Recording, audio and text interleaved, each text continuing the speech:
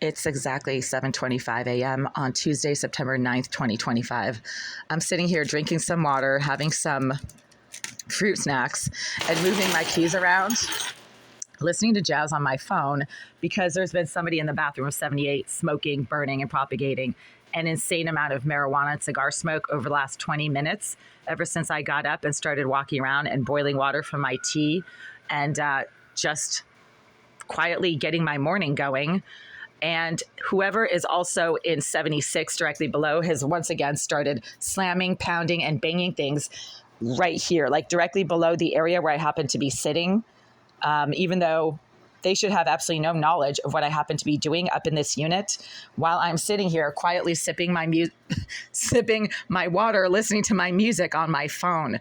My phone is a cheap Android cell phone and the volume does not go up very loud. So if I'm playing some quiet jazz on my phone, nobody one floor down who has a tremendous amount of thick, dense building materials between where I'm sitting and where they're sitting should have any knowledge of what I happen to be doing while I'm sitting at my table quietly trying to have my breakfast and listening to some jazz and moving my keys around, right? I was doing this.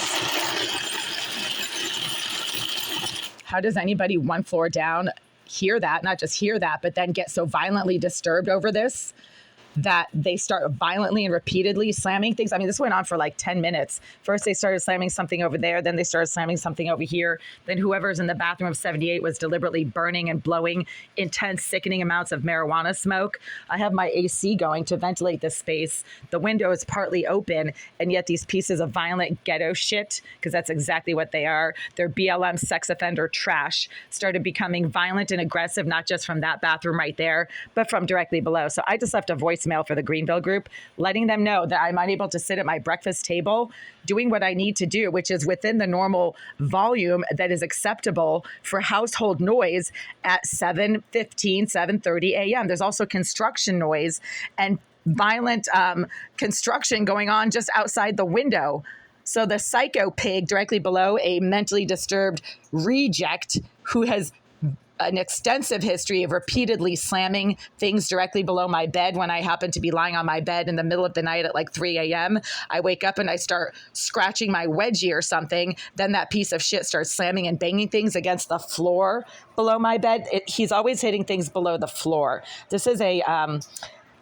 nothing against transgender people, but I think the hormones they take make them psychotic and violent because this is a transgender male to female, I believe. Or female, I can't tell. I think it's a male to female. And the hormones that they have to take and then cutting off all their body parts and everything, it just makes them psychotic and violent and angry and miserable. Like they want to be one thing, but there's something else. And this piece of shit has come up to my door for absolutely no reason, probably like 10 times over the last few years, violently slamming rods and sticks against my door, gouging out holes in the front of the door, taking the phone out of my hand when I opened the door and then tried to call the police when he started throwing things at my head. I mean, this is a severely disturbed individual who I keep having to call management about when I try to use a toilet and he starts violently slamming things below my toilet. This happened just a couple of weeks ago, and I threatened to file a restraining order against the Greenville group for the violent psycho thug in 76 constantly making violent banging and slamming noises. I have like 100 videos